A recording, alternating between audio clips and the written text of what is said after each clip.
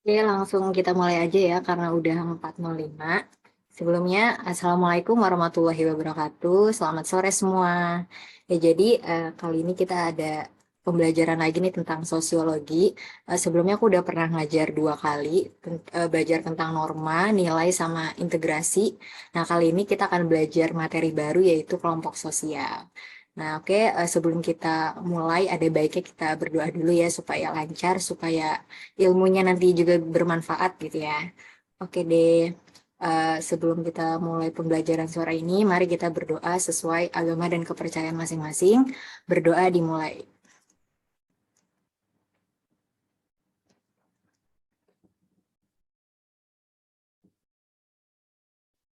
Berdoa dicukupkan. Oke, gimana nih guys kabarnya? Pada PTM atau masih online ya sekolahnya ya? Ada yang, PTM. oh PTM. PTM. PTM-nya itu 100% atau gimana tuh? Iya, 100%. Oh, udah mulai PTM ya. Ada yang masih online nggak? Oh, ada yang online nih, Safia. Ya mungkin beda-beda ya tiap daerah ya. Ini Ari juga masih daring. Kayak mau online ataupun offline ya tetap harus semangat ya guys. Karena apalagi yang kelas 12 nih bentar lagi udah mau UTBK gitu kan. Sekarang udah pembukaan SNM gitu kan. Jadi tetap harus semangat mau online ataupun offline. Oke deh, ini aku langsung share screen aja kali ya. Udah kelihatan belum ya slide-nya?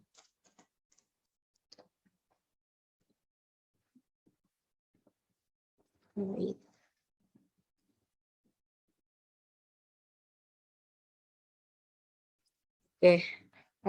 sepertinya udah terlihat ya. Oke, aku ulang lagi ya. Hari ini kita akan belajar kelompok sosial. Nah, kenapa nih ada tulisannya part 1? Karena yang seperti aku udah bilang di grup, kelompok sosial ini materinya banyak. Jadi akan kita bagi menjadi 2 sesi. Sesi hari ini kita akan belajar tentang kelompok sosialnya dulu, gitu ya, tentang pengertiannya, syarat-syaratnya, gitu, sama tentang jenis-jenisnya. Nah, nanti sesi keduanya, kalau misal nggak ada perubahan jadwal, insya Allah ada di Selasa minggu depan. Itu kita akan belajar tentang kerumunan sosial gitu. Oke, sebelumnya perkenalkan nih yang mungkin belum pernah join kelas aku. Nama aku Dina Febrianti, asal SMA-nya Semanu MHT, baru lulus tahun kemarin ya. Sekarang lagi kuliah di akuntansi FEB UI tahun pertama gitu, angkatan 2021. Tempat tinggalnya di Jakarta Utara. Nah, buat teman-teman yang mau nanya-nanya mungkin tentang FEB atau tentang UI, tentang akuntansi gitu, atau tentang materi hari ini, bisa banget DM ke ini dinda.febri atau di Telegram juga boleh. Sebelumnya ada yang mau ditanya-tanyain dulu?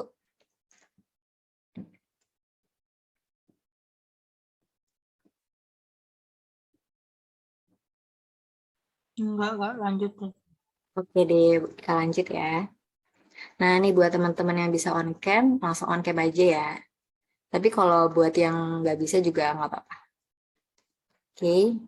Nah, ini tadi yang seperti aku udah bilang, kita akan belajar tentang kelompok sosial. Hari ini akan belajar tentang definisinya dulu, terus ciri-ciri atau syarat-syarat sesuatu itu atau perkumpulan itu bisa dikatakan sebagai kelompok sosial.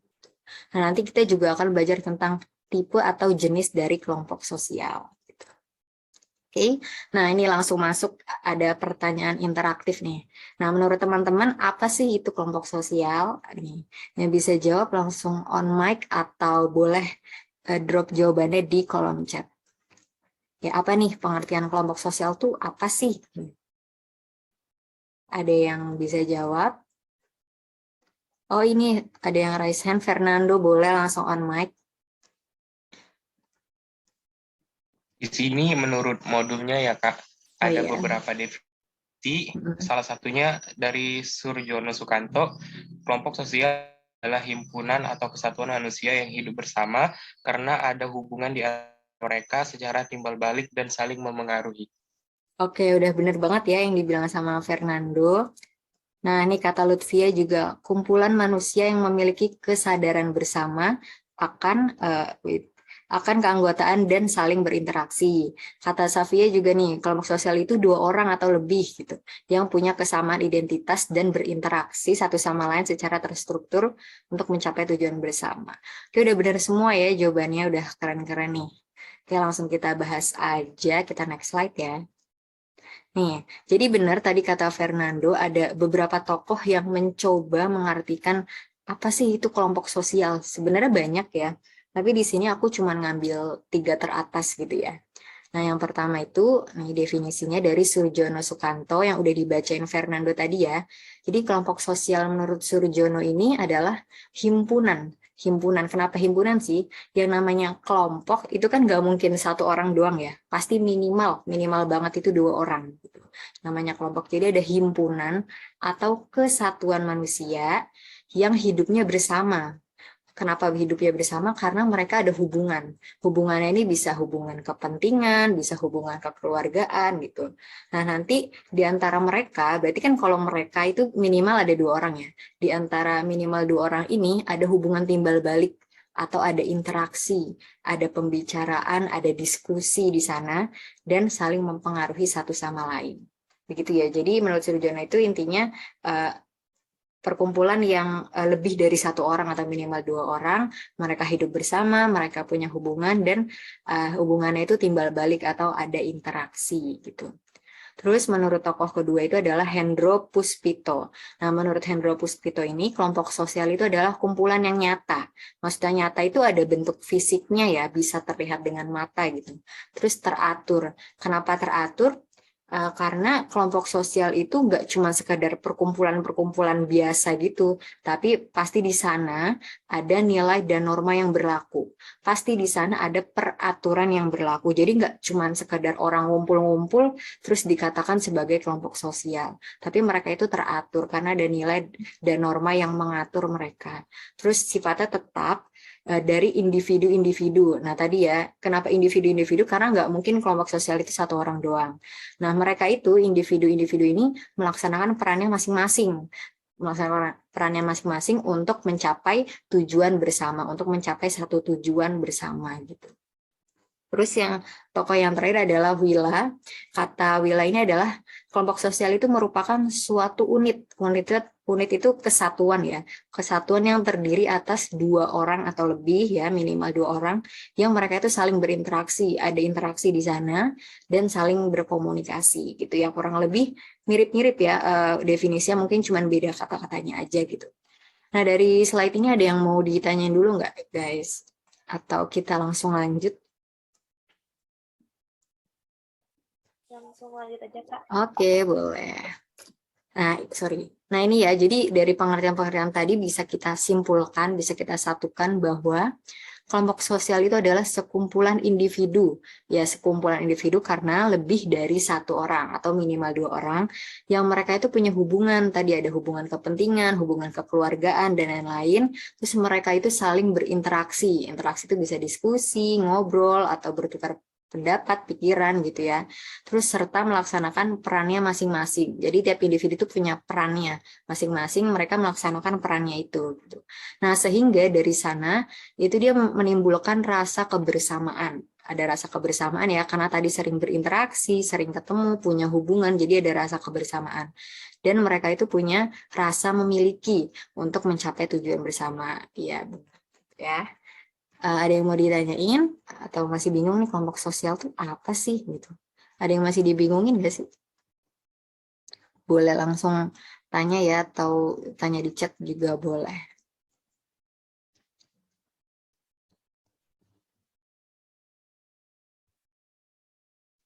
Oke deh, aku anggap ngerti dulu ya. Tapi kalau nanti mau nanya juga boleh.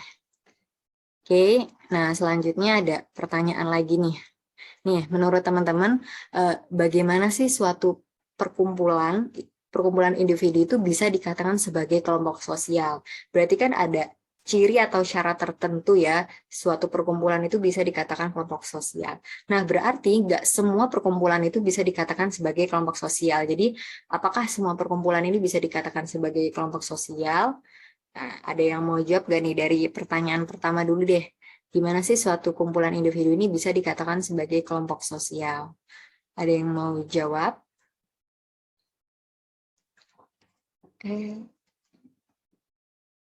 Oke, Fernando lagi nih.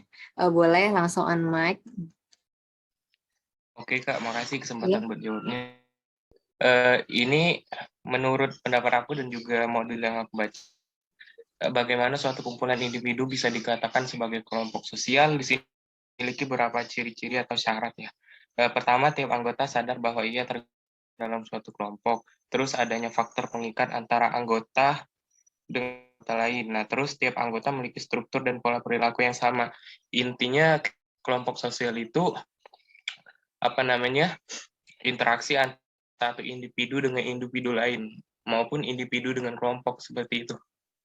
Oke, benar banget ya. Terima kasih Fernando jawabannya. Ini juga ada yang bilang di chat adanya interaksi, benar ya, ada interaksi. Karena nggak mungkin ya orang kumpul-kumpul juga nggak ada interaksi gitu. Bisa sih, tapi kan untuk apa gitu kan kalau kelompok sosial. Oke, benar ya, tadi yang dibilang itu benar. Kalau suatu kumpulan individu itu bisa dikatakan kelompok sosial tuh ada ciri atau syaratnya. Nah, nanti akan kita bahas di next slide. Nah, ini nih, aku punya pertanyaan nih. Misal ada perkumpulan orang yang sedang mengantri di toilet umum, itu bisa dikatakan sebagai kelompok sosial gak sih? Gitu.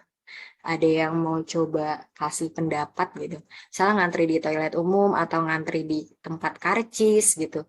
Kira-kira dia bisa dikatakan sebagai kelompok sosial nggak?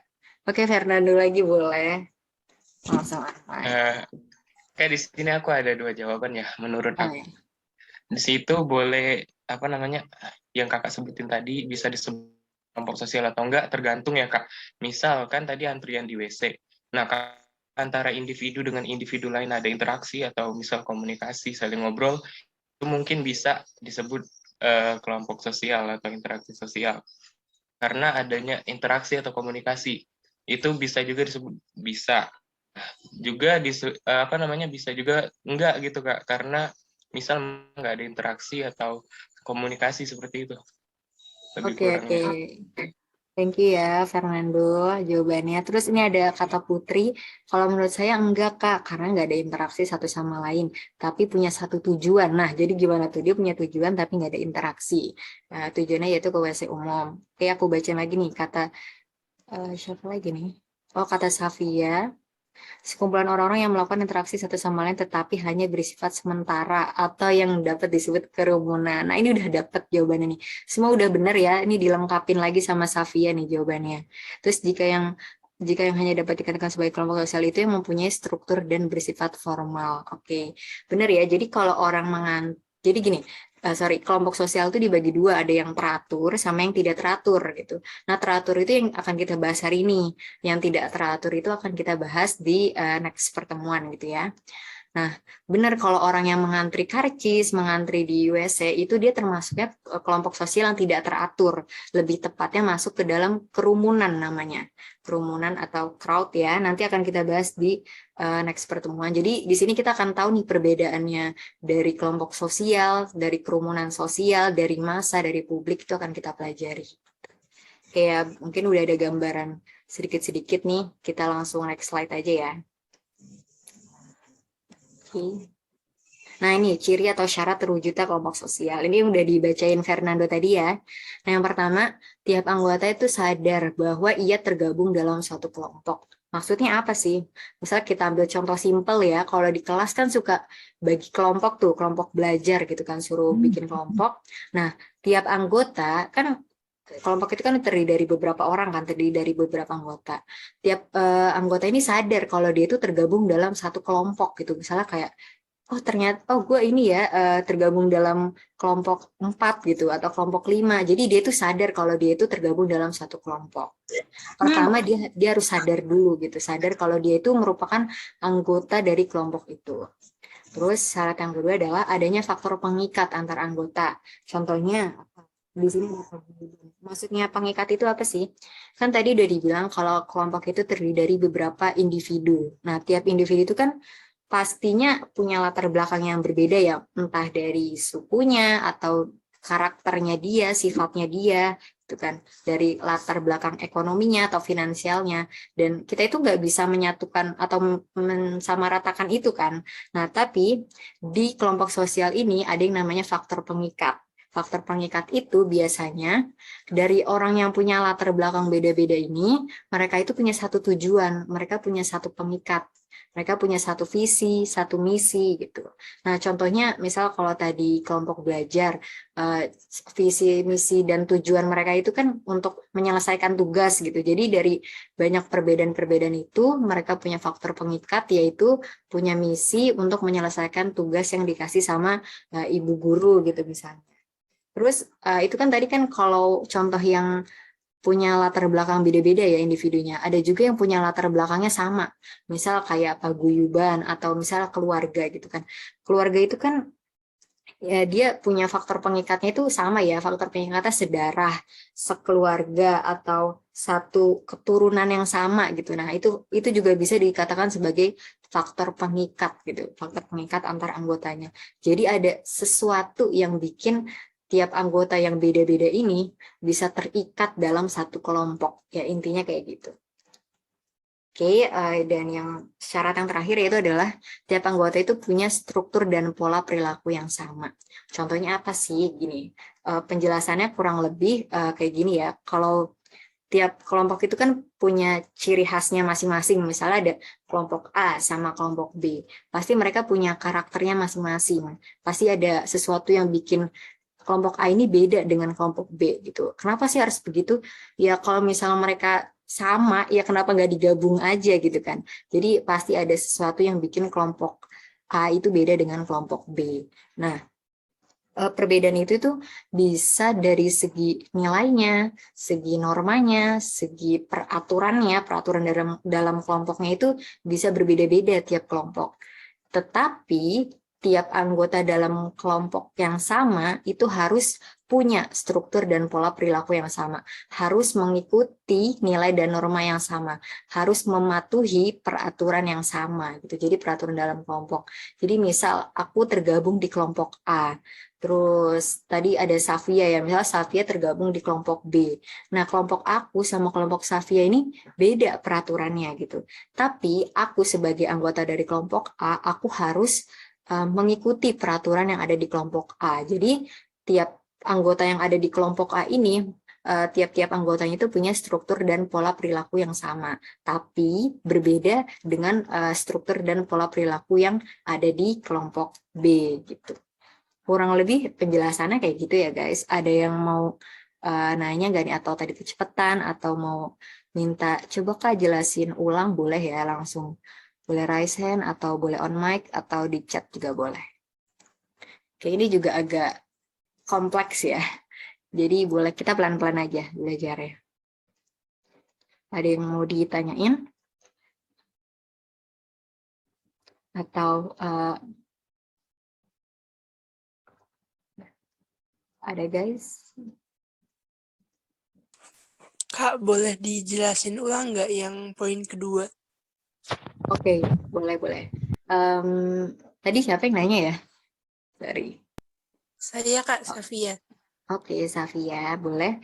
Jadi ciri atau syarat terwujudnya kelompok sosial yang kedua itu adalah adanya faktor pengikat antar anggota. Tadi aku jelasin ulang kalau misalnya ada satu kelompok, terus terdiri dari beberapa anggota. Nah, anggotanya ini kan pasti berasal dari latar belakang yang berbeda-beda. Apalagi Indonesia itu kaya dan beragam kan, entah dari sukunya, dari agamanya, dan yang lainnya gitu. Nah, yang namanya kita punya kita tergabung dalam kelompok sosial, pasti kita kan di sana udah bersatu ya, udah disatukan sama si kelompok sosial ini. Nah, yang bikin kita bisa menyatu, yang bikin perbedaan-perbedaan tadi bisa menyatu, itu pasti ada faktor pengikatnya. Ada faktor pengikat itu macam-macam ya. Misal kalau tadi aku kasih contoh yang kelompok belajar. Kelompok belajar itu kan terdiri dari beberapa anggota. Nah, masing-masing anggota itu punya karakter yang beda-beda. Ada yang orangnya rajin, ada yang orang yang mungkin agak malas-malas, atau bahkan ada yang free rider gitu ya. Nah, walaupun berbeda-beda tadi, mereka punya satu faktor pengikat yang sama. Apa faktornya? Kalau kelompok belajar berarti faktornya mereka punya tujuan yang sama. Tujuannya yaitu mereka mau menyelesaikan tugas yang dikasih sama guru gitu. Nah, contoh yang kedua misal dari keluarga. Keluarga itu termasuk kelompok sosial ya, kelompok primer. Nanti akan kita bahas. Nah, kalau keluarga, mereka juga ada faktor pengikat. Faktor pengikatnya adalah mereka itu sedarah, terus atau mereka itu berasal dari keturunan yang sama, atau berasal dari daerah yang sama gitu, kurang lebih gitu. Jadi pasti ada faktor pengikat yang bikin tiap individu-individu ini tergabung dalam kelompok sosial. Gitu. Gimana Safia? Udah jelas atau masih bingung? Mereka udah jelas. Makasih. Oke, udah ya. Yang lain boleh kalau mau nanya-nanya dulu. Soalnya ini termasuk konsep penting ya guys. Jadi kita biar bisa beda ini. Gimana sih kelompok sosial tuh gitu. Oh, Kak, Iya, boleh. dari poin yang Kakak jelasin barusan, poin kedua, berarti intinya faktor pengikat itu adanya kesamaan antar anggota. Ya, kalau secara ringkasnya buat dimengerti. Oke, iya benar banget ya Fernando, adanya kesamaan. Iya benar. Oh, oke Kak, thank Iya. you. Iya, kesamaannya bisa kesamaan tujuan dan yang lain. Oke, dia ada yang mau nanya lagi.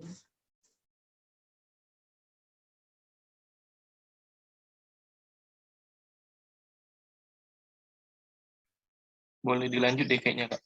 Oke deh, kita lanjut ya. Nih ada soal dulu nih. Yang pertama soalnya berikut yang tidak termasuk ciri terbentuknya kelompok sosial. Ini ada A sampai E. Kira-kira mana nih jawabannya?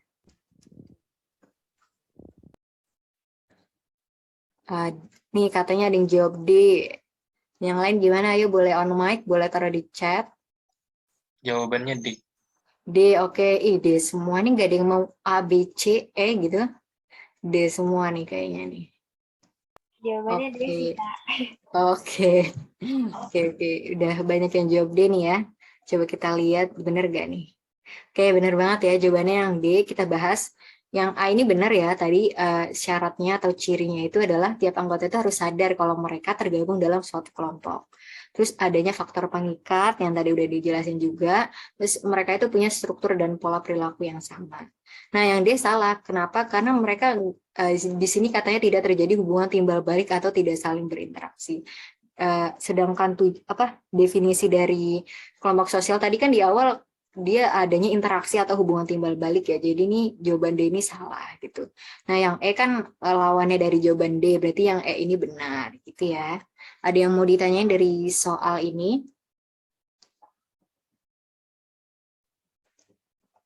Nggak ada, Kak. Boleh dilanjut aja. Oke, boleh. Thank you Zaya. Oke ya, kita next soal kedua. Nah, pertanyaan di atas ini merupakan pengertian kelompok sosial menurut siapa nih? Ada banyak tokoh-tokoh sosiologi. Jawabannya B. Oke, B, Hendro Puspito. Yang lain? B. Jawabannya B. Oke, Hendro. Oke, B semua ya. Sebenarnya ini lebih ke hafalan aja ya. Jadi benar ya jawabannya yang B. Yang A salah, kenapa? Karena menurut Surjono itu pengertiannya seperti ini gitu. Yang udah tadi dijelasin, terus B jawabannya benar. Nah, yang C itu yang jawaban benarnya seperti ini. Terus yang D sama E ini salah. Kenapa sih? Karena Emil Durkheim sama Ferdinand Tonis ini, dia itu bukan tokoh yang mencoba mengartikan kelompok sosial, tapi dia yang mencoba untuk membagi kelompok sosial menjadi beberapa tipe. Nah, nanti akan kita bahas di next slide gitu. Oke, langsung next ya. Kayaknya ini udah jelas lah ya, ini hafalan aja gitu. Oke, selanjutnya nih. Kita akan bahas tentang tipe-tipe atau jenis dari kelompok sosial. Nah, ada yang bisa sebutin gak nih, kelompok sosial tuh ada kelompok sosial yang kayak gimana aja sih gitu. Boleh jawab satu, sebutin satu, atau mau semuanya juga boleh. Oke, boleh langsung on mic atau kirim ke chat. Kayak Fernando ini ambis banget nih kayaknya. Boleh langsung on mic. Oke. Oke, Kak, menurut catatan yang aku punya ya, di Oke. sini tipe itu sama aja kan nama macam-macam kelompok sosial. Nah, di sini Benar-benar. menurut catatan yang aku punya, di sini macam-macam atau tipe-tipe sosial itu ada 4. Pertama, kelompok sosial in group, kedua out group, ketiga kelompok primer, dan yang keempat kelompok sekunder. Oke, itu udah jelas banget ya, udah bener jawabannya. Terus kata Tasya di chat juga ada nih, katanya formal dan non formal, bener ya? Nah, semua itu udah benar jawabannya. Ada lagi yang mau nyebutin? Mungkin tadi belum disebutin Fernando sama Tasya gitu. Ada yang mau jawab?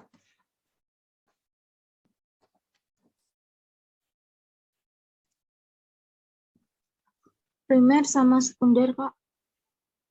Primer, sekunder, oke deh. Tetap sementara, oke. Udah bener ya jawabannya semua. Sekarang langsung kita bahas aja nih. Karena ini cukup banyak ya. Oke, jadi ada... Nah, jadi ada beberapa tokoh yang mencoba membagi kelompok sosial ke dalam beberapa kelompok, kayak beberapa jenis gitu, berdasarkan kriteria masing-masing gitu. Nah, ini yang pertama ada dari Emile Durkheim. Dia itu merupakan tokoh sosiologi dari Prancis ya. Nah, Emile ini mencoba untuk membagi kelompok sosial berdasarkan solidaritasnya gitu. Nah, jadi setelah dibagi, Emile Durkheim ini membagi kelompok sosial menjadi dua bagian, ada solidaritas mekanik sama solidaritas organik atau organis sama ya. Terus apa sih bedanya dari kelompok yang solidaritas mekanik sama organik ini? Nah, perbedaan pertama itu kalau mekanik dia itu masyarakatnya atau anggota kelompoknya itu masih sederhana atau homogen atau masih sama ya, belum banyak perbedaannya gitu, belum kompleks, jadi dia itu masih sederhana gitu. Nah, kalau kebalikannya, kalau yang organik ini, menurut Emile Durkheim itu merupakan masyarakat yang udah kompleks, udah heterogen, udah banyak perbedaannya gitu. Nah, terus yang perbedaan yang kedua itu dari segi pembagian kerja gitu. Kalau di mekanik, menurut Emile ini, mereka itu belum mengenal adanya pembagian kerja, sehingga mereka itu cenderung bersatu karena merasa memiliki peran dan tanggung jawab yang sama. Nah, karena masing-masing individu di kelompok sosial tadi belum ada pembagian kerja, jadi misal si A kerjanya ini, si B kerjanya ini, tapi di mekanik itu belum ada. Jadi mereka itu merasa tiap orang itu punya peran dan tanggung jawab yang sama gitu. Jadi kayak A sama B ya perannya sama gitu. Tapi berbeda dengan di organik. Kalau di organik, tiap individunya itu udah mengenal yang namanya pembagian pekerja yang detail. Dan tiap anggota ini memiliki peran serta tanggung jawab yang berbeda. Nah, jadi kalau di organik, si A sama si B ini perannya beda. Punya tanggung jawabnya beda. Punya tugasnya beda. Jadi mereka cenderung ya sendiri-sendiri lah gitu ya, berbeda ya. Udah ada pembagian kerja yang detail gitu. Jadi tiap orang itu punya job desk-nya masing-masing gitu. Terus kalau perbedaan yang ketiga, kalau di mekanik tadi karena dia belum ada pembagian kerja, belum ada pembagian peran, jadi semua anggota itu dianggap memiliki peran yang sama. Sehingga ketidakhadiran satu anggota kelompok itu dapat dengan segera digantikan sama anggota yang lain. Jadi intinya kalau misal di mekanik ya, misal satu kelompok tuh ada 3 orang, A, B, dan C. Nah, A, B, dan C kan kalau di mekanik ini punya peran yang sama ya, mereka A, B, C ini punya tugas yang sama. Jadi ketika A tidak hadir atau ketika A ini nggak ada kehadirannya, dia itu bisa langsung digantikan sama yang lain. Ya karena kan tugasnya sama-sama aja gitu ya, langsung bisa disubstitusi gitu, bisa digantikan gitu. Tapi beda kalau di organik kan tadi tiap anggotanya itu udah punya perannya masing-masing, udah punya tugasnya masing-masing gitu. Misal ada A, B, dan C gitu. Nah, si A misalnya tugasnya, bisa kita langsung ambil contoh aja ya, misal kelompok belajar, si A tugasnya ngumpulin data, terus si B tugasnya nulis gitu, si C tugasnya bikin PPT gitu kan. Nah, tiap anggota ini kan punya peran yang berbeda-beda sesuai bidang dan keahliannya mereka gitu kan. Sehingga ada hubungan saling ketergantungan atau membutuhkan. Jadi pasti B butuh A. Kenapa? Karena kalau mau nulis kan harus punya datanya dulu, jadi ada saling ketergantungan. Terus C juga butuh B, karena kalau misalnya mau bikin PPT kan harus udah punya draftnya dulu, punya tulisannya, punya datanya gitu. Jadi kurang lebih seperti itu. Jadi kalau di organis ini, ketika satu anggota nggak hadir, itu sulit digantikan sama yang lain, karena belum tentu nih si B bisa punya keahlian kayak A yang pinter nyari data, terus atau belum tentu nih si B pinter bikin PPT kayak si C. Jadi karena mereka punya peran yang masing-masing, jadi ketika satu nggak hadir, itu sulit digantikan sama yang lain. Tapi kalau mekanik karena tiap orang punya perannya sama gitu, jadi ya udah kalau satu nggak ada ya kayak nggak berarti gitu, ya udah karena bisa digantikan sama yang lain gitu ya. Kita bahas sampai kelar dulu ya si Emil, baru ntar sesi pertanyaan.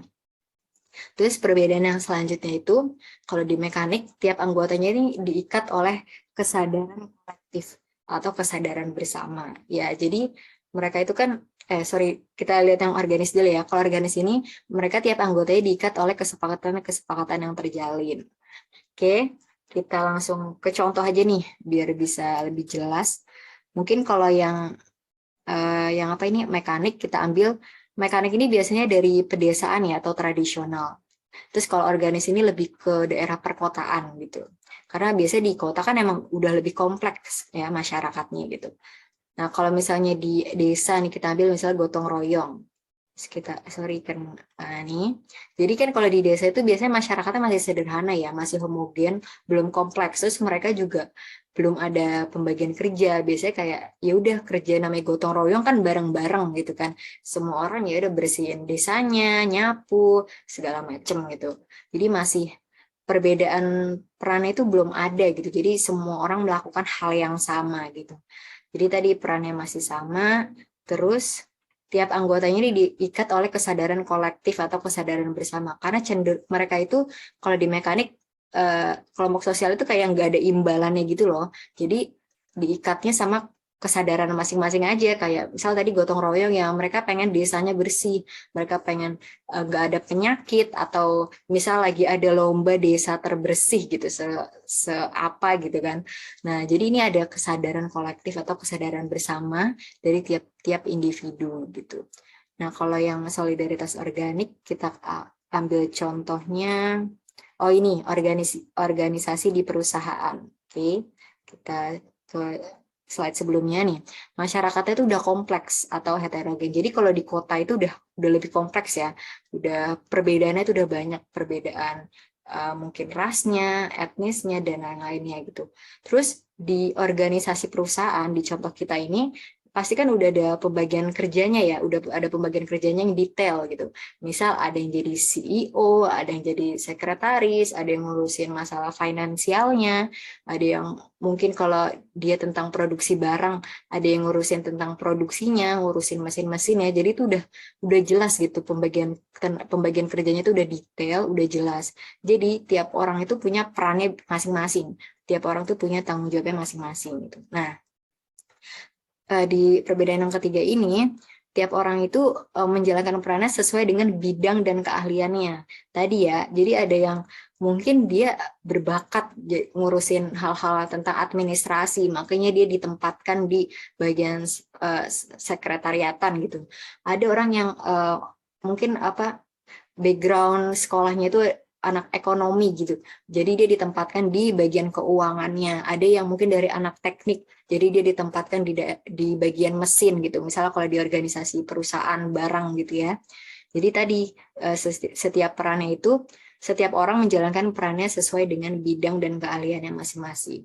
Nah, tapi mereka walaupun berbeda-beda perannya, mereka tuh punya hubungan yang saling ketergantungan atau membutuhkan. Gitu kan. Pasti kan kalau bagian mesin, bagian produksi kan pasti juga butuh uang kan. Butuh uang berarti dia butuh orang finansial yang ngerti gimana caranya ngatur keuangan, ngatur cash flow gitu ya. Terus bagian keuangan juga butuh nih data-data berkas dari bagian kesekretariatannya. Jadi mereka punya hubungan saling ketergantungan deh antar perannya gitu. Terus, nah ini tiap anggota ini diikat oleh kesepakatan yang terjalin. Kesepakatannya itu kalau misalnya di organisasi perusahaan itu bisa kayak ada kontrak kerja, ada MOU gitu. Kalau tadi kan mekanik ya udah kesadaran bersama aja gitu. Sifatnya lebih kayak apa ya?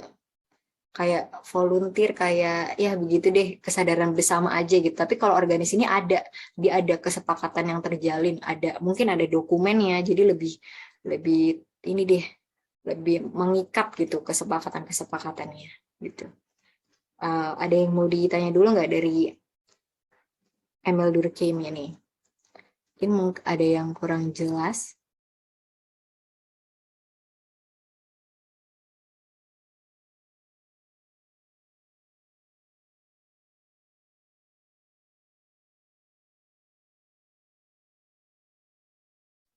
Gimana guys? Mau ditanyain dulu? Boleh dilanjut aja, Kak. Oke, lanjut ya. Oke, benar nih, kita lanjut. Oke, tadi kan Emil Durkheim ya. Sekarang kita ke tokoh kedua, yaitu namanya Ferdinand Tönnies. Nah, Ferdinand Tönnies ini merupakan ahli sosiologi dari Jerman. Tadi dari Perancis, sekarang dari Jerman. Nah, Ferdinand Tönnies ini mencoba membagi kelompok sosial berdasarkan ikatannya. Nah, maksudnya apa sih berdasarkan ikatannya? Nah, jadi ada dua nih menurut Ferdinand Tönnies. Ada yang namanya Gesellschaft. Ini sorry banget kalau pronunciation-nya salah ya. Ini kayak bahasa Jerman gitu. Ada Gesellschaft sama Gemeinschaft. Nah, untuk yang Gesellschaft ini, dia itu sifatnya formal atau resmi dan cenderung sementara dan semu gitu ya. Terus kalau Gemeinschaft kebalikannya, berarti kalau ini formal, ini informal, gitu kan? Terus karena formal itu kan cenderungnya kayak lebih resmi ya, resmi. Tapi kalau Gemeinschaft ini intim, lebih ke arah intim. Terus dia tuh ada ikatan batin murni dan biasanya dibawa dari lahir, sejak lahir gitu. Nah, perbedaan yang kedua, Gesellschaft ini antar anggotanya nggak terlalu deket karena biasanya kalau formal ya udah berinteraksinya kalau lagi ada sesuatu aja gitu. Jadi tiap anggotanya itu tidak terlalu dekat. Di luar kepentingan-kepentingan gitu, biasanya mereka nggak berkomunikasi gitu. Jadi berkomunikasinya kalau ada sesuatu yang mau dibahas aja gitu. Tapi kalau Gemeinschaft, antar anggotanya ini hubungannya dekat dan kuat. Kenapa kuat ya? Karena tadi ada ikatan batinnya, terus dan biasanya dibawa sejak lahir gitu kan. Jadi lebih kuat hubungannya. Nah, terus perbedaan yang ketiga, kalau Gesellschaft ini dia terbentuk karena punya visi atau tujuan bersama. Ini dia bisa terbentuk karena punya dasar visi atau tujuan bersama. Tapi kalau Gemeinschaft, ini dia terbentuk karena ada tiga nih, ada yang hubungan darah atau kekerabatan atau Gemeinschaft by blood, terus ada yang terbentuk karena daerah asal tinggalnya, berarti daerah asal tinggalnya misalnya sama gitu ya. Berarti ini dari segi geografis atau Gemeinschaft of place. Terus yang ketiga adalah terbentuk karena punya kesamaan pandangan atau ideologi atau Gemeinschaft of mind. Kita langsung ke contoh biar langsung masuk gitu ya. Nah, ini contohnya yang gak asing nih, ada OSIS MPK gitu kan. Mungkin di sini ada yang jadi anggota OSIS atau MPK di sekolahnya gitu, atau bahkan ketuanya gitu ya. Jadi kalau OSIS MPK ini menurut Ferdinand Tönnies ini masuknya ke yang Gesellschaft. Kenapa sih? Karena kita lihat lagi nih ciri-cirinya. Dia kan OSIS MPK itu sifatnya formal ya. Formal resmi karena ya itu salah satu organisasi formal yang ada di sekolah gitu. Dan dia bersifatnya sementara. Maksudnya sementara apa sih? Ya biasanya kan kalau OSIS MPK itu cuma 1 tahun masa jabatan ya. Salah setahun gitu. Kalau misalnya mereka udah demis, mereka udah ada pergantian kepengurusan, berarti kan ya udah mereka bubar. Kelompok sosialnya bubar, jadi sementara doang gitu. Dan semu ya sama aja nih ya. Terus antar anggotanya tidak terlalu dekat. Kenapa ya? Karena biasanya mereka diskusinya cuman sekedar misal bahas proker, misal mau ngadain acara apa, terus mereka rapat gitu. Jadi ya udah, jadi nggak terlalu deket banget gitu. Deketnya karena ada punya ini visi dan tujuan bersama gitu. Misal mereka OSIS MPK ini pengen bikin sekolahnya jadi sekolah yang terbaik gitu, biar sekolahnya punya banyak acara yang bagus-bagus gitu, atau mau ngembangin ekstrakurikulernya, ngembangin akademisnya. Jadi mereka punya visi atau tujuan bersama gitu. Nah, ini kalau antar anggota tidak terlalu dekat ya biasanya kan OSIS MPK itu ada yang mereka mengadakan team building gitu untuk biar tiap anggotanya itu bonding gitu. Tapi tetap aja nggak bakal bisa sedekat si Gemeinschaft ini gitu. Itu intinya seperti itu. Ya mereka bisa dekat, tapi nggak bakal sedekat sama Gemeinschaft gitu. Nah, kita lihat kalau contoh dari Gemeinschaft ini, yang pertama dari Gemeinschaft by blood atau dari hubungan darah itu contohnya ikatan keluarga ya. Ikatan keluarga kan sedarah. satu keturunan gitu kan. Terus mereka itu sifatnya informal gitu kan, nggak mungkin ya di rumah kayak formal kayak resmi gitu, ya udah di rumah santai aja gitu. Kalau misalnya sama ibu bapak ya tetap hormat tapi sifatnya santai aja gitu, nggak usah yang sampai formal atau resmi. Dan mereka juga ada ikatan batin ya karena tadi sedarah tadi ya, terus juga dibawa sejak lahir jelas karena kalau keluarga kan kalian dilahirin dari ibu kalian gitu kan. Kalian punya orang tua berarti kan udah punya hubungan dari lahir gitu. Terus antara anggotanya itu punya hubungan yang dekat. Ya tadi karena di rumah gitu kan ketemu terus, dari kecil udah ketemu terus gitu. Jadi hubungannya itu lebih dekat gitu. Terus oke, contoh yang kedua ini ada RT RW, kelompok tani desa X ini tuh merupakan contoh dari Gemeinschaft of place gitu atau dari daerah asal tinggal atau geografisnya. Jadi mereka kan bisa terbentuk karena mereka berasal dari daerah asal tinggal yang sama gitu. Misalnya dari RT berapa, RW berapa atau misal ada kelompok tani di desa X gitu kan. Berarti mereka punya daerah asal tinggal yang sama atau letak geografisnya sama gitu. Terus atau Gemeinschaft of mind atau kesamaan pandangan atau ideologi.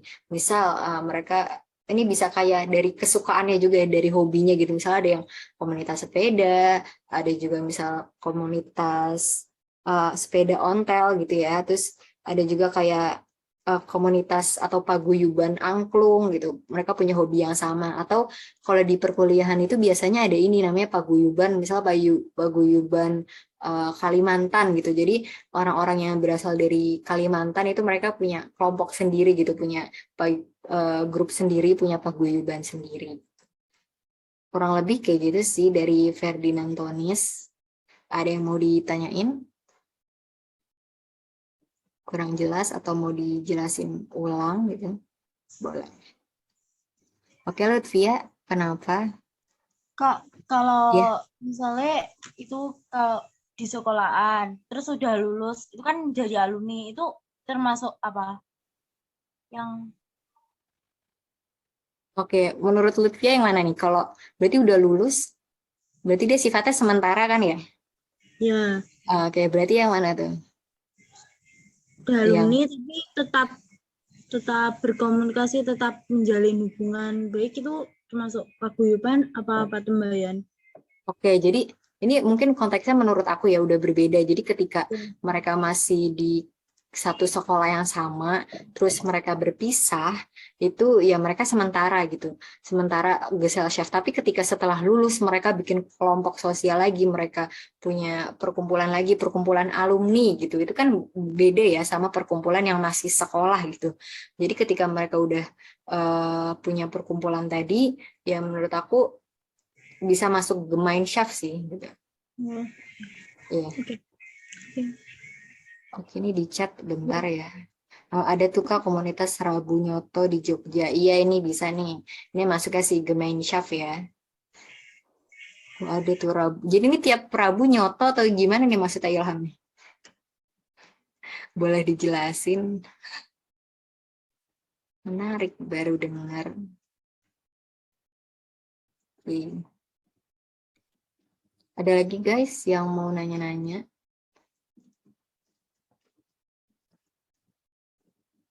Boleh private chat ke aku juga ya kalau misal malu-malu gitu. Boleh dilanjut deh kayaknya, Kak. Oke deh. Oke, kayaknya udah ngerti ya. Oke, kita lanjut ke soal gini. Nah, ini berikut merupakan tipe-tipe kelompok sosial menurut Emil Durkheim, yaitu yang mana nih?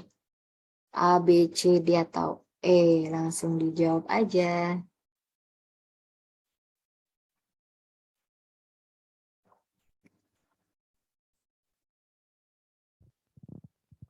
Yang C, Kak. Oke, C. Ada jawaban lain gak nih?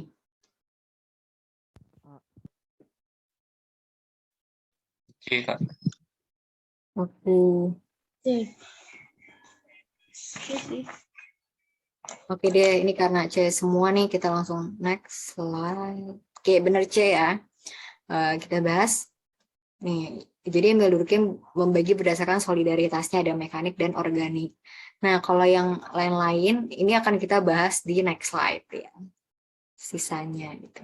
Oke, nanti ya di pembahasan setelah soal ini. Oke, ini soal yang kedua. Berikut yang merupakan ciri dari kelompok sosial tipe Gemeinschaft menurut Ferdinand Tönnies adalah yang mana nih? Jangan tuker ya sama yang Gesellschaft. Yang A, Kak. Oke, A. Oke, A semua nih. Oke, apa lagi nih, ada yang jawab lagi nih. Oke deh, udah sama semua ya. Kita next. Oke, benar A ya. Ini dihafal aja sih sebenarnya. Nah, berarti sisanya ini merupakan dari ciri-ciri dari Gesellschaft, yaitu formal resmi, terus mereka terbentuk karena punya visi atau tujuan yang sama, sifatnya sementara, dan anggotanya itu tidak terlalu dekat. Gitu. Oke, nah ini kita langsung bahas tokoh berikutnya. Masih ada 2 tokoh lagi yang akan membagi kelompok sosial berdasarkan beberapa jenis. Nah, yang tokoh ketiga ini merupakan namanya Charles Cooley, dia tuh sosiolog dari Amerika Serikat. Nah, si Charles ini ngebagi kelompok sosial berdasarkan kualitas hubungan antar anggotanya. Tuh. Jadi ada namanya kelompok primer dan kelompok sekunder. Tadi udah disebutin di awal ya, ada yang jawab kelompok primer dan sekunder gitu. Nah, atau primary group atau secondary group. Nah, untuk ciri yang pertama atau pembeda yang pertama, kelompok primer ini sifatnya informal dan jumlah anggotanya itu biasanya lebih sedikit gitu. Nah, biasanya nggak ada ketentuan ya kayak maksimalnya berapa, tapi emang dia biasanya lebih sedikit daripada si kelompok sekundernya ini gitu. Nah, jadi kebalikannya kalau kelompok sekunder ini atau secondary group, mereka itu kelompoknya sifatnya formal atau resmi. Formal atau resmi dan jumlah anggotanya itu lebih banyak daripada si kelompok primer tadi. Terus yang kedua, kalau kelompok primer ini tiap anggotanya itu saling akrab, saling mengenal gitu. Kenapa ya? Karena mungkin dari faktor ini ya, tadi sifatnya informal dan anggotanya lebih sedikit. Kalau anggotanya lebih sedikit kan lebih gampang deketnya ya, lebih gampang akrabnya dibanding kalau yang anggotanya banyak gitu. Nah, jadi kelompok yang sekunder ini tiap anggotanya itu tidak begitu saling mengenal atau tidak begitu akrab. Jadi ya sekedar tahu luarnya aja deh, nggak tahu dia sifat aslinya gimana. Dalam-dalamnya itu biasanya kelompok sekunder ini nggak tahu gitu. Nah, ini mirip-mirip sama yang Ferdinand Tönnies tadi ya. Kalau kelompok primer ini mirip sama Gemeinschaft-nya si Ferdinand Tönnies. Tadi kelompoknya informal, terus juga anggotanya lebih akrab gitu. Tapi kalau yang sekunder ini dia mirip sama Gesellschaft-nya Ferdinand Tönnies. Karena tadi sifatnya formal dan anggotanya tidak terlalu akrab. Kita ambil contoh, misal tadi kan keluarga udah ya, sekarang peer group gitu. Atau bahasa sekarangnya circle atau bestie-nya kalian gitu ya. Nah, biasanya ini kan sifatnya informal ya. Jadi ya sama temen mah informal aja ya, nggak usah formal-formal gitu. Tetap saling menghargai tapi sifatnya informal. Terus biasanya jumlah anggotanya lebih sedikit karena biasanya kalau peer group atau sahabat atau circle itu kan nggak banyak-banyak ya. Kayak ya let's say 5 orang, 6 orang gitu. Biasanya nggak banyak-banyak. Kalau misalnya banyak ya jadi sekelas gitu kan. Jadi ya biasanya peer group ini lebih sedikit anggotanya. Terus tiap anggota itu saling mengenal. Iya benar, kalau misalnya peer group biasanya sering curhat-curhat, sering belajar bareng, atau sering hangout bareng gitu. Sering mungkin ada yang sampai nginep-nginep gitu ya, nginep di rumah temennya gitu. Jadi kan mereka lebih banyak tuh interaksinya banyak. Jadi mereka saling mengenal deh, sering curhat-curhatan, cerita gitu ya.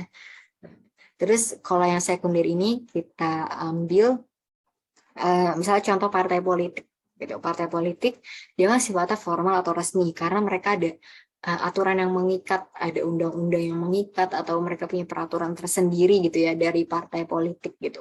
Terus jumlah anggotanya biasanya lebih banyak, jelas ya. Anggota politik itu aku kurang tahu di berapa jumlahnya, tapi yang jelas itu dia banyak. Partai politik itu lebih banyak dari kelompok primer. Gitu, intinya gitu.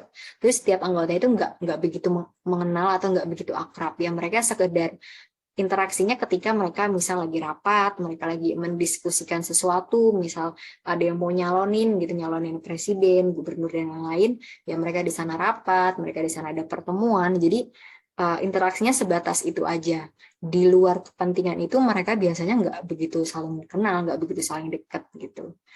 Jadi hubungannya sekedar hubungan kerja aja gitu, nggak sampai kayak peer group yang tadi sampai cerita-cerita masalah, mungkin masalah keluarga atau masalah percintaan gitu ya. Jadi nggak sedekat si kelompok primer tadi. Mungkin gitu ya dari Charles, ada yang mau ditanyain? Ini simple sih yang Charles ini karena ya nggak terlalu banyak perbedaannya juga gitu. Tapi nggak apa-apa kalau ada yang mau ditanyain boleh ya.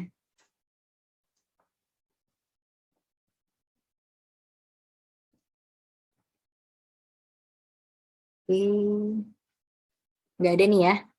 Oke, nggak apa-apa. Ntar kalau mau nanya tentang Charles ini juga nggak apa-apa. Kita next dulu ya. Dan next. Oke, ini yang tokoh terakhir nih. Ini Sumner. Dia itu merupakan sosiolog dari Amerika Serikat, berarti sama kayak tadi Charles ya. Dan ini dia mencoba nih orangnya nih, mencoba membagi kelompok sosial berdasarkan sudut pandang individunya, sudut pandang anggotanya gitu ya. Jadi ada yang namanya in group sama out group gitu.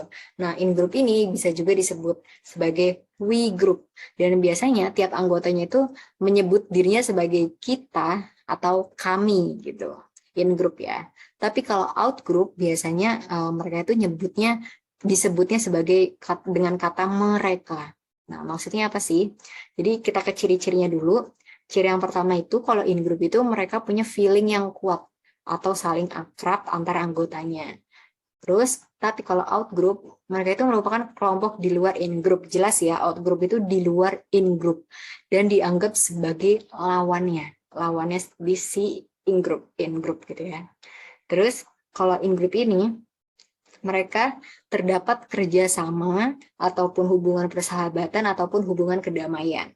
Tapi kalau out group karena tadi dianggap sebagai lawan, mereka itu biasanya apa ya, terdapat kebencian, persaingan atau ketidakpedulian gitu atau permusuhan gitu. Nah, contohnya apa sih? Misalnya ini kayak lebih ke narasi ya. Misalnya ada gini, ada orang ngomong, kami ini siswa sekolah X dan mereka siswa sekolah Z. Jadi orang yang ngomong ini, kami siswa sekolah X, dia itu merupakan in group. Terus terus dia bilang mereka itu siswa sekolah Z. Nah, yang merekanya ini merupakan out group gitu. Jadi out group itu nggak satu grup sama dia gitu. Jadi di luar grupnya dia, atau mungkin tadi kalau circle gitu ya, punya peer group. Misalnya ada orang lain di luar peer grupnya dia ya, berarti orang lain di luar peer grupnya dia atau yang nggak tergabung di peer grupnya dia itu disebut dengan out group gitu. Terus misalnya contoh kedua, ada lagi nih yang ngomong, kami ini warga kampung D, berarti dia in group, dan mereka orang kampung T, gitu kan beda kan, berarti di luar. Jadi si orang kampung T ini kan di luar orang kampung D, gitu kan. Jadi si orang kampung T ini dianggap sebagai out group. Ini kayak agak pusing ribet gitu ya. Mungkin penjelasannya kayak gitu, ada yang mungkin kurang jelas atau mau dijelasin ulang boleh. Atau tadi terlalu belibet. Boleh ya langsung minta aja nggak apa-apa. Oke, waktu kita juga masih banyak. Ini ada yang mau nanya atau mau nanya yang tadi-tadi yang sebelumnya?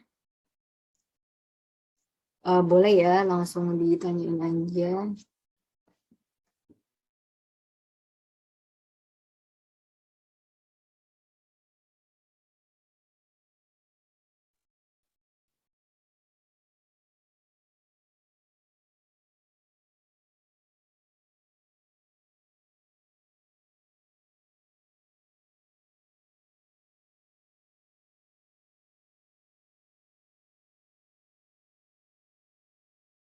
Kak, itu ada yang nanya di kolom komentar.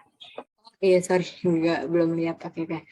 Sofia, kalau out group bisa dibilang. Nah, ini aku juga kurang tahu, tapi yang aku cari dari sumber-sumber itu nggak ada yang menyebut they group ya. Cuman ini aja, in group itu ada we group atau kita atau kami. Jadi mungkin aku sekarang bisa bilang enggak. Tapi kalau misal nanti ternyata ada sumber yang mengatakan bisa dibilang seperti itu, ya berarti bisa gitu. Mungkin aku yang belum menemukan sumber itu. Jadi mungkin jawabannya sekarang nggak bisa dibilang itu ya. Oke. Safia, gimana? Atau ada yang mau nanya lagi? Mau jendelanya langsung ditutup. Iya. Terima kasih kembali. Ada yang mau nanya? Lagi nengan mama. Oke, ditunggu sampai jam 5 deh ya. Tahu. Masih aja nggak? Habis ini kita ada soal dulu, terus quiz.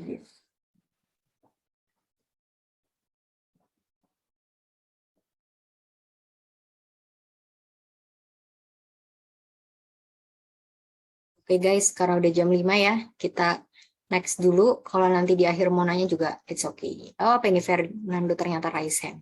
Boleh?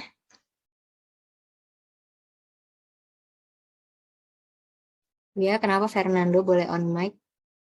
Halo, suara aku udah kedenger kan? Udah.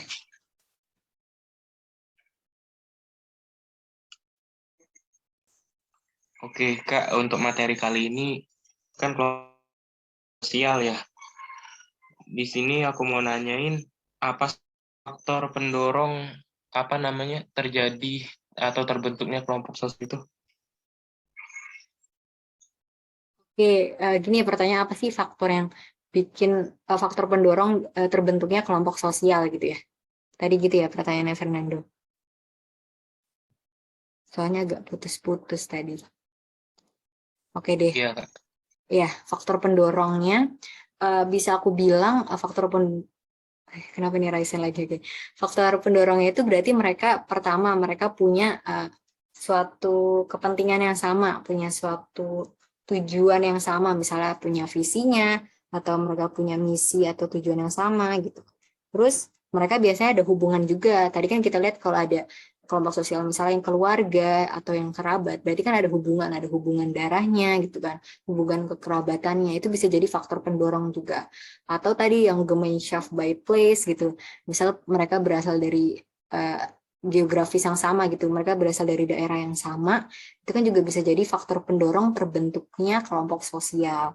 Atau mereka punya pemikiran yang sama, punya hobi yang sama, itu juga bisa jadi faktor pendorong dari kelompok sosial. Dan masih banyak faktor-faktor lainnya. Sebenarnya bisa dilihat aja sih di modulnya gitu, yang bisa bikin mereka itu tergabung dalam kelompok sosial yang sama gitu. Gimana Fernando? Kalau ada yang mau nanya lagi boleh.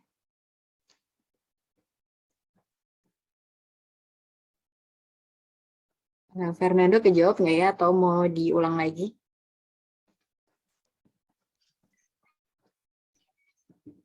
Oke, Kak. Oke. Iya, udah kejawab. Terima kasih ya, Kak. Iya. Oh, ada yang mau nanya lagi boleh ya. Oke, kita next dulu nih. Nah, ini ada pertanyaan lagi nih. Berikut merupakan ciri dari kelompok sosial tipe primary atau primer dan secondary atau sekunder menurut Charles secara berurutan. Jadi mana yang cirinya primer, mana yang cirinya secondary. Oke, boleh dibaca dulu, langsung jawab, boleh on mic, boleh di chat. Yang A nggak sih, Kak?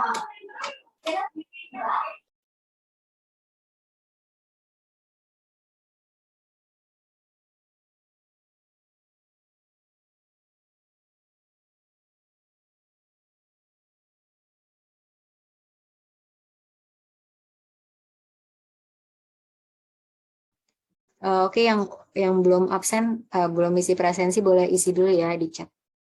Oke, pada jawab A. Oke deh. Ini jangan lupa ya isi presensi dulu yang belum. Oke, karena kayaknya sepakat Kalau A. menurut aku sih D, Kak. Yang apa? Kalau menurut aku sih D. D. D. Tapi nggak tahu benar D. apa.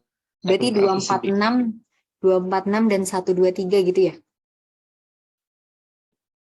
Oke, D. D yang 1, 2, 3 dan Oh, 5, 4, 6 5, itu. 6. Oke, salah D ya. Oke, jadi ada dua nih. Ya, Ada yang A, D. ada A, ada D gitu. Ada yang punya pendapat lain? Boleh. A, Kak. Oh, A. Oke deh, kita lihat ya.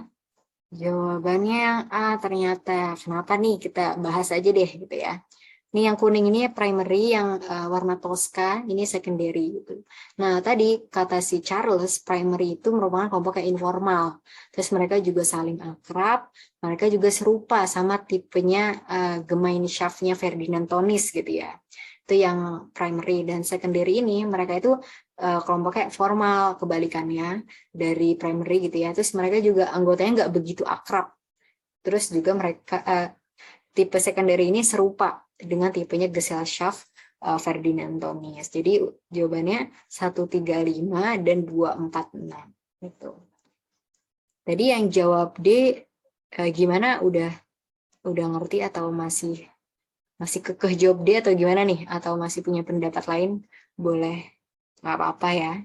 Namanya belajar nggak apa-apa salah-salah gitu. Yang penting nanti kalau ujiannya baru nggak boleh salah. Diusahakan nggak boleh salah. Oke, gimana, jelas nih yang ini? Bu. Iya, gimana Fernando?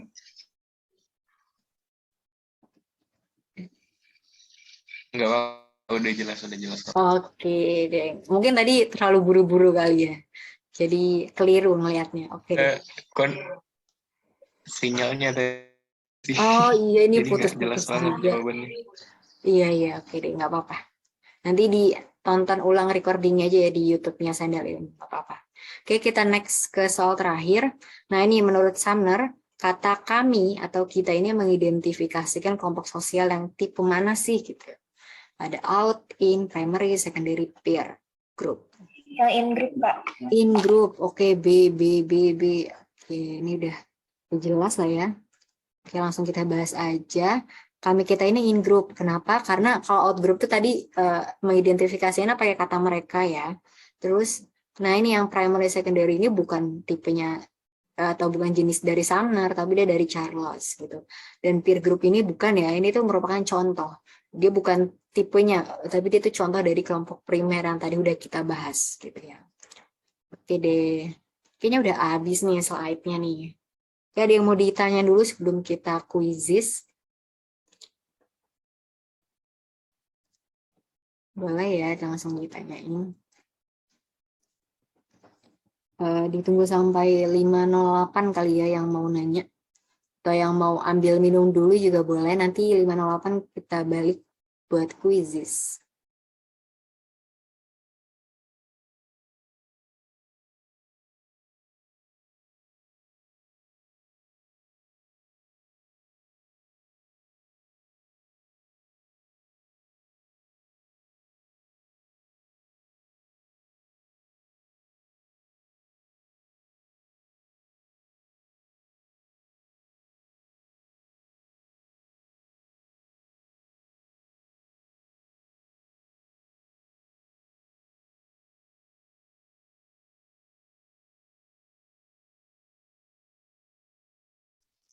Saya mau nanya, Iya boleh, Safi. aku pernah dengar diferensiasi sosial sama stratifikasi sosial. Itu beda nggak sama kelompok sosial? Menurut aku beda sih, karena ini yang seingat aku ya, aku juga udah lupa-lupa dikit. Kalau diferensiasi kan udah dari katanya aja diferensiasi, berarti kan mereka ada perbedaan di sana ya. Terus kalau stratifikasi ini lebih ke tingkat-tingkat gitu ya, misalnya ada yang tingkatnya di atas, di tengah ada pembagian tingkatan-tingkatannya gitu. Jadi menurut aku beda sih dari kelompok sosial. Dan dia juga dibahasnya di bab yang berbeda kan ya. Jadi beda. Kalau kelompok sosial tuh miripnya sama. Nanti ada kerumunan sosial, ada massa, ada publik, itu dia masuk ke kelompok sosial. Tapi kalau diferensiasi dan apa tadi stratifikasi itu nggak masuk ke dalam kelompok sosial. Gitu. Gimana, Safia? Oke, Kak, paham. Makasih ya. Iya, makasih juga. Oke, ada yang mau nanya? Jadi, gimana? Ada yang mau nanya lagi?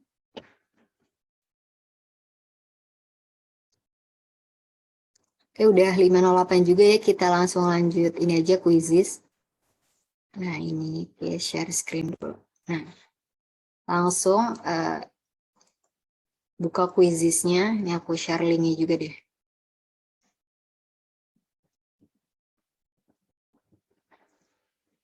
Nah, langsung itu di kolom chat udah ada linknya, langsung dibuka aja.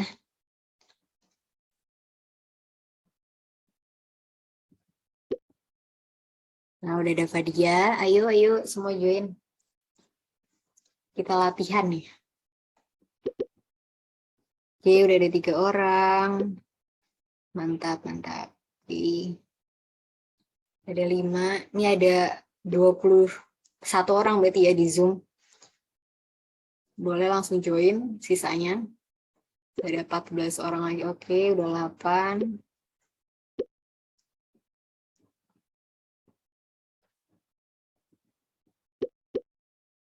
Oke, udah 12.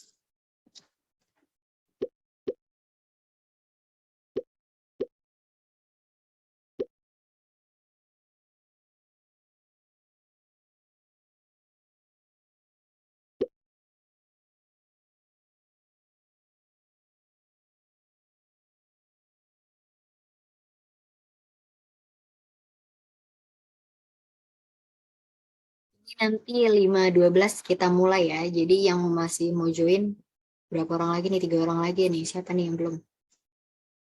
Boleh langsung join aja.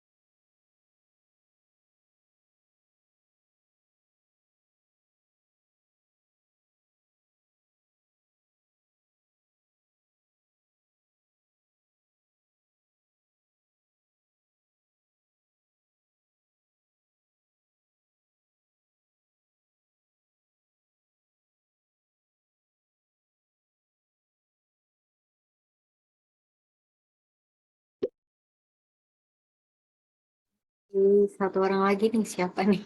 Udah 20, berarti partisipannya explode. Aku jadi 21 ya. Oke deh. Ini karena udah 5.12, kita mulai aja ya, takut nanti kelar kesorean. Kita start. Nah, ini pertanyaan pertama.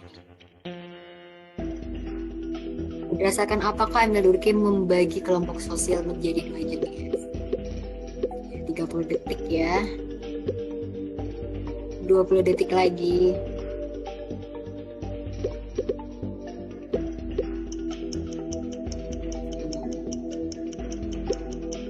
Detik lagi, masih ada 2 orang nih yang belum jawab. Oke, 1 lagi. Oke, udah semua. Keren. Time's up. Oke. Kita lihat leaderboardnya.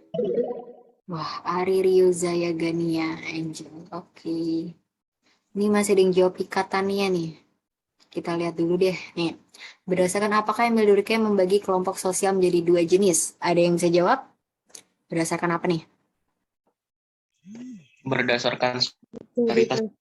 Oke, solidaritasnya ya. Ya benar, tadi yang ikatan mungkin terlalu cepat mencetak kali, jadi salah gitu. Oke, jadi Emil Durkheim ini ngebagi kelompok sosial menjadi 2 jenis berdasarkan solidaritasnya. Ada yang tadi mekanik sama organik. Nah, kalau yang berdasarkan ikatannya, ini merupakan Ferdinand Tonis yang tadi ngebagi menjadi Gesellschaft dan Gemeinschaft. Kalau yang berdasarkan kualitas hubungannya apa nih? Tokoh siapa nih yang membagi kelompok sosial berdasarkan kualitas hubungan anggotanya? Ada yang ingat? Charles, Kak. Charles. Charles, oke. Dia ngebagi jadi apa aja nih tadi? Primer sama sekunder. Oke, benar ya, primer sama sekunder. Oke, yang terakhir, siapa nih yang ngebagi berdasarkan sudut pandang individunya? Ada yang jawab nih? Y.J. Sumner, Kak. Y.J. Sumner, benar. Oke, dia ngebagi berdasarkan apa tuh? Maksudnya ngebagi ke dalam apa aja tuh? Ada in Gizi. group, out group. Oke, in group sama out group. Benar ya? Ini udah ngerti ya. Oke, kita langsung next question. Soal kedua. Berikut merupakan contoh dari kelompok sosial solidaritas organik kecuali. Ingat ada kecualinya.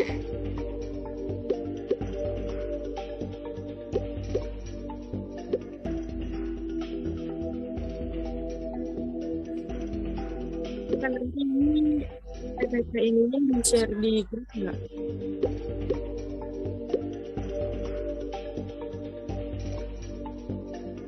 Oke, 15 detik lagi. Saya ada 4 orang nih belum jawab.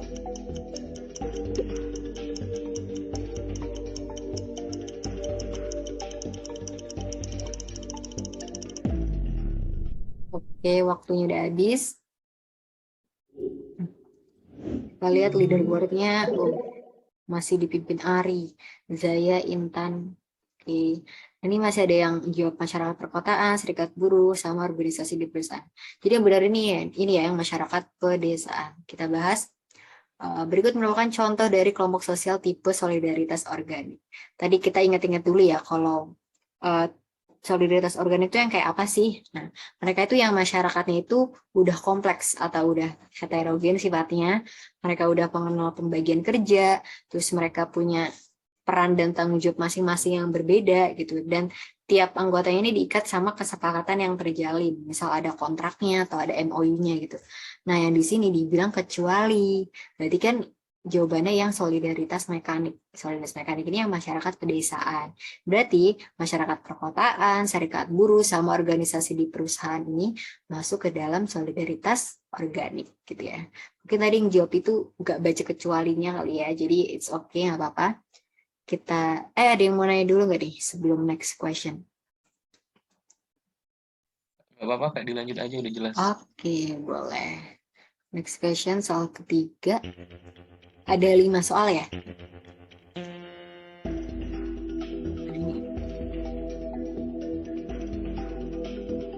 Oh ya, ini bisa multiple choice ya, jadi bisa jawab lebih dari 1.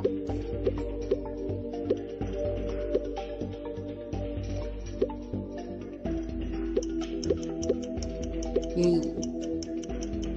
10 detik lagi. 5 detik. 4, 3, 2, 1. Oke. Waktunya habis. Kita lihat leaderboardnya dulu. Ini masih Ariza ya. Oke, tadi terus naik. Intan, Rio. Wah, masih ada yang jawab Government Chef of Time nih. Oke, nggak apa-apa. Jadi tadi udah dijelasin ya kalau Ferdinand Tonis ini ngebagi kelompok sosial ini menjadi 3. Yang pertama itu ada Gemeinschaft by Blood atau yang berdasarkan ikatan darah ya, kekerabatan, kekeluargaan. Ada juga yang Gemeinschaft of Place, ini yang dia berasal dari daerah yang sama atau berdasarkan geografisnya, atau Gemeinschaft of Mind. Nah, kalau Gemeinschaft of Time ini nggak ada di mana-mana ya, nggak ada di Ferdinand Tonis, nggak ada di toko-toko lain juga nggak ada. Jadi ini salah gitu ya. Oke deh, kita next. Kayaknya ini gampang. Next question. Oke, soal keempat.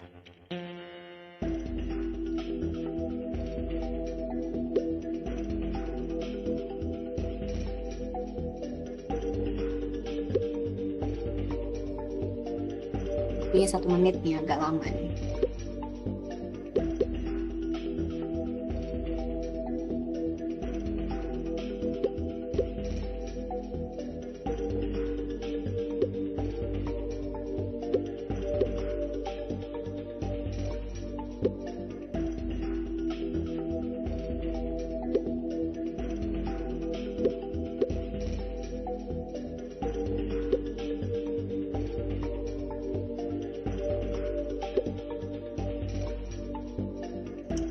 Oke, 13, 12, 10 detik lagi.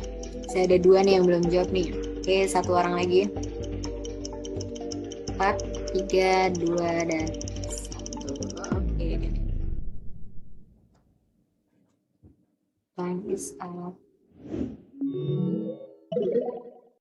Ari, Zaya, ini yang atas-atas masih sama nih. Oke. Masih ada berapa nih? Masih ada 9 orang yang salah ya. Gak apa-apa. Kita lihat, nah ini. Berikut merupakan ciri-ciri dari tipe solidaritas mekanik menurut Emil Durkheim. Tadi jawabannya yang mana nih? Menurut kalian? 2, 3, 1, 4? 2 dan 3, Kak. 2 dan 3, oke. Oke, kita lihat nih, 2 masyarakatnya sudah kompleks. Oh, ini kecuali ya. Jadi tipe-tipe solidaritas mekanik, tapi kecuali berarti kita carinya yang organik. Nah, yang organik ini mereka udah kompleks, udah heterogen. Terus yang ketiga juga dia itu udah ada pembagian kerja. Jadi tiap peran atau tanggung jawab tiap individu itu udah berbeda-beda, udah beragam gitu ya. Berarti sisanya itu merupakan merupakan ciri-ciri dari tipe solidaritas si mekanik gitu. Dia masih sederhana, terus belum ada pembagian kerja, dan perannya masih sama, itu mekanik. Tapi kalau organik, udah kompleks, udah heterogen, dan udah ada pembagian kerja. Ini jelas ya, tadi udah dijelasin juga. Kita next aja nih ke soal terakhir. Oke.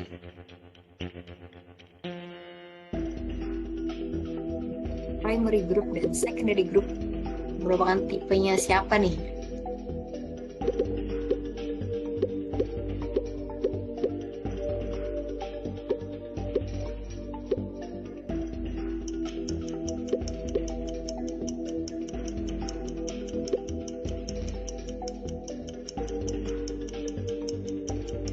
Lima detik lagi yang belum jawab. Oke, waktunya habis.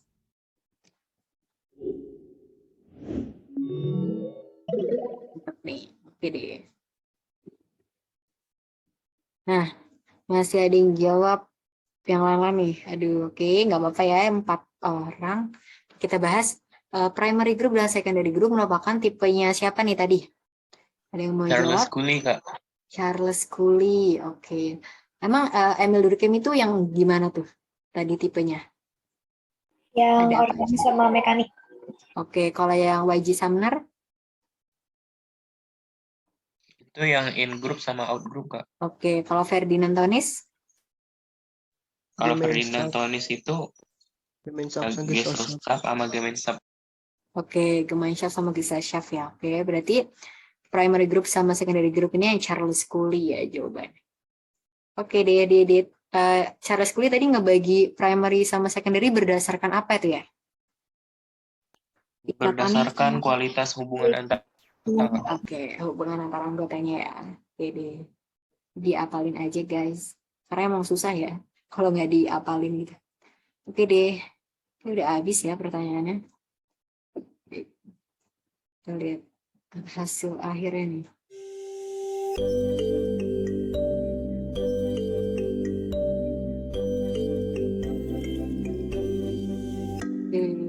Congrats nih buat yang ada di 3 teratas, Ari, Zaya, sama Fadilatus. Yang lain juga udah keren ya, udah ikut, udah berpartisipasi, udah keren banget.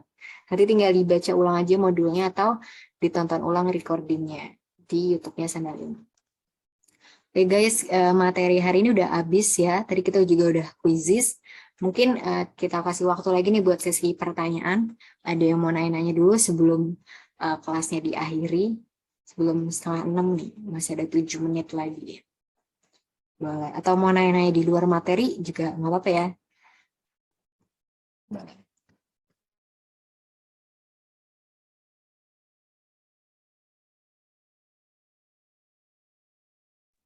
Oh ya, kalau ada yang bisa on cam dulu ya. Terus kalau belum